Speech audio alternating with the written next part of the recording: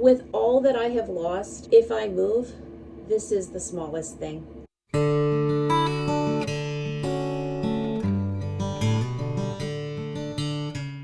Well, good morning, friends. How did we go from November to February, you know? Doesn't matter. We are here. Captain's log. Today is February 4th, 2025. However that happened. And boy, January was a year. Just got the toddler out of a morning bubble bath. Have I replaced my shower curtain? No, but I love her. So maybe 2025 will be new chicken shower curtain year. Woo! Work and mom life. I am going out today to hopefully film 3 videos for my main Jamerrill Stewart channel. But over here on the All Caps Jamerrill channel, we talk all the things for hope for women who are hurting and doing all the things mamas and how do you do these things. So I feel like I just want to go back and do some updates from the past 8 weeks on how all that went, and into the new year, some New Year's plans, some chatty get ready with me talk. So, made it through the holidays, and as you know by my last video, I think I published that in November. I don't know because I'm using my phone to talk to you all here. It was just very much like the holidays be holidaying. All the feels. Still was an improvement though. Still was not the level of the year before, where again I just cried in my sweet potato, cried in Chinese food on Christmas Eve, you know, like the deep sadness. It was just the grief, some grief, different kinds, different levels. And before I do my hair, I think I'm going to do my makeup.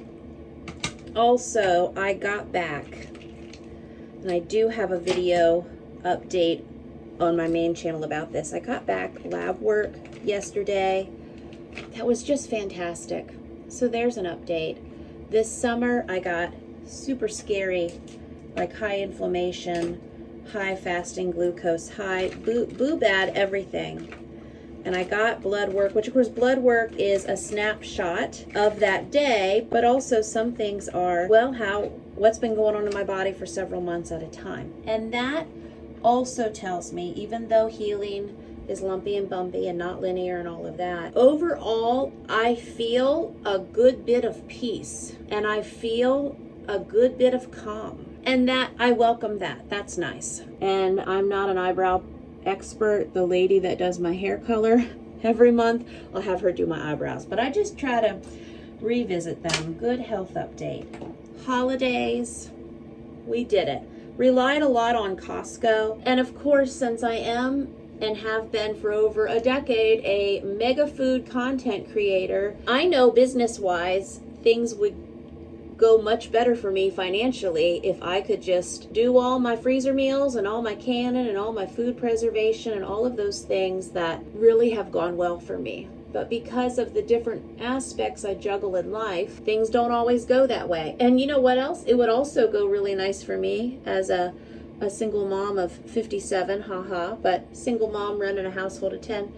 You know, if I have freezers full of freezer meals, that's only helpful. So December, I did have a good month in November. I was able to get 12 videos out on my main channel. I was continuing to get my beginner videos out over here. And my vision with this channel is to have one chatty video a week about different topics. I want to get into the books I read for 2024, what I'm reading for 2025.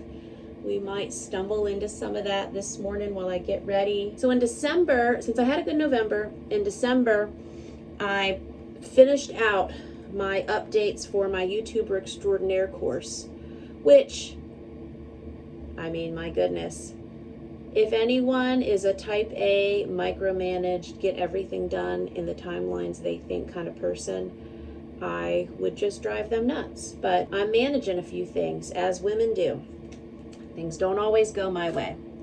But anyway, I had told myself this fall, hopefully by November, I would be relaunching my YouTuber Extraordinaire course, which did really well when I first launched it. Got several hundred students, good success stories. It was good as far as a woman launching a business course online. It's just it all coincided with my worst nightmare life blowing up. So we did the thing. It's just afterwards, I just closed it down. I served those first students, and I was hopeful for a time where that was like the beta group. I was hopeful for a time where I could expand it and go out further. But hey, we're doing it. We're getting to it. In December, I finished out my last few bonus expansion videos I wanted to do for that, and I was hopeful in January I would get the rest of my webinar planned out and we'd get the thing launched. But house sickness, then mama went down, and then just keeping up with life. A big life-changing thing I did actually when I was down sick for that full week, I totally revamped our routines. And I know in 2021, when I went down majorly with off the charts E. coli, and I was in the hospital multiple times, and then I had a traumatic birth, and then I had a kidney surgery, I just realized, like within the last few weeks, I was thinking, wow, I was in the hospital 3 different times with my stinking kidney. That's a lot. What I did though for survival during that time, I've always run a large household or a growing household with children. And one of the ways that I have operated in different years is I just call out things as they need done, and everybody just kind of learns how to help with all the different areas, and we work together like that. But in January 2021, when I was down, I did a chore chart, routine list, responsibility list, whatever you want to call it, where I assigned everyone to different areas and I rotated it every 90 days. And it was helpful for me because I could just glance at this, and I know that this is nothing like life-changing, but it was helpful for me, hospitalized, kidney, 9th baby, life falling apart in so many ways, to just have this list and like know who's got what. And then also when I had questions, what's our list say? Like I did the thinking for myself already. And so we used that 2021, 2022, somehow got off of it, and I've wanted to do an update. So what I did is actually a little different in that I not only did who gets what, I also did each family member a daily, like hour time block, what you're doing in that time block, and then at different points, different times, check-ins with different jobs that need done. And so I worked through and micromanaged that, which again, I'm not a type A micromanager, but I obviously manage some things because I get some things done. I got that done. And then once we were all better, we worked on implementing that. And just when people ask, single mom, running a full-time business, doing these things that we're doing, how am I running our household? These daily lists for each person are helpful. And even like now, yesterday I had appointments out, and today I'm going out and getting 3 shopping videos done for my main channel, and that buys me time to get big food prep content filmed that I'll start working on tomorrow. But I'll have the pump primed with those 3 shopping videos that perform well on my main channel too. But that's 2 days in a row that mama's running around. Well, I don't run around every day, and even though I had to run out for a couple hours Monday, and I'll be out for many hours today, Tuesday, I do have it paired with, I have one of my teens coming with me, and we're gonna do some special things within it all. Most of my kids have rotated through, going out with mama on different shopping days where I'm filming for my main channel, but also they pick some activities too, and we do some special things. So we kind of sandwich it all, multitask. And then my folks at home have another adult here, of course, and they have their checklist. And when we get off of it time-wise, what I've been implementing is it's 3 o'clock and there's a list of things, and I'll just say, it's no big deal. It's life. We were handling X, Y, and Z, or doing A, B, and C, or took this other opportunity. Just look at your list by 3 and where, what should be done. What do you need to circle back to? Did you not get an hour of reading done and that still needs to be done? Does the dishwasher need unloaded? Do you need some free time? So we check in on those things. So that catches us up for January. Sickness, but some new systems and things in place. We've been working through them for about 3 weeks now, and that's pretty good. And I have just found, as a mama doing all these things, that it gives all of us some place to return to, some place to circle back to, and a check-in. It's just nice to know what's happening when and why. And I mean, the holidays are a loosey-goosey time of life, parties and fun and celebrating, and then we have a birthday the week before Christmas, birthday the week after Christmas. We have things like everybody else in the universe. So I kind of feel like we restarted the new year, started again January 18th. Pretty good. And I will also say this Heritage Lazy Day dry shampoo, I get it at Walmart, and this is Mindy McKnight. I'm pretty sure, if I remember everything in the Vortex, that she's the big YouTube channels and Brooklyn and Bailey's mom, all of that. Anyway, I do like this Walmart dry shampoo, and it's super helpful going longer between my washes and running and all of that. So running updates, obviously sickness. While the kids were sick for a week and then I was sick for a week, we were having like 6-degree weather here in Virginia. So I ended up taking like 2 or so weeks off of running. Last week was my first week back, so I got 2 runs in and working back up. I had several days, and when I say working back up, I didn't feel weak or anything, just working the routines back in. So got 2 runs in, had planned for 4, still got 2 in, got several days with good steps and good walking in. Excuse me, this is my little squirrely way I get to my bangs and all of that. I also had my line dancing night, which is more in the winter. It's just at a local elementary school gym, and had that. So I had some good movement in, and I'm hopeful this week to get 4 runs in. I got 11,000 steps yesterday and 18,000-ish the day before. Anyway, movement is coming back online. And then work-wise. So work-wise, I need to get 3 videos a week out on my main channel. It just gets all the YouTube juice popping properly for me. And I don't have time or bandwidth right now to build some other form of a business. I mean, this is where I've landed from all my years online. So I just continue forward with that. Book-wise and reading-wise, I was in a really nice physical book reading routine through the fall and in December, and then again sickness in January. I just didn't even want to listen to audiobooks the first part. So through the last half I finished. Of course, I'm in the middle of several, but my brain just wanted something different. So I listened to Dr. Mindy Pelt's Fast Like a Girl, and then I hard copy read Eat Like a Girl. Both of those books were very, very interesting. I am reading and listening to so many good health books where there's many things that these experts say that are similar, and there's points that they agree on. And one of the things I have learned from Coach Mama Fox, I did her course on reducing inflammation and insulin resistance and all of that. It's called Food Peace. It's at coachmamafox.com. So through her, I have clicked into other experts such as Dr. Benjamin Binkman.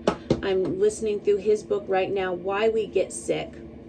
And then he has a smaller book that kind of hits the highlights again, that also has eating percentages and such in it. Maybe it's How to Not Get Sick.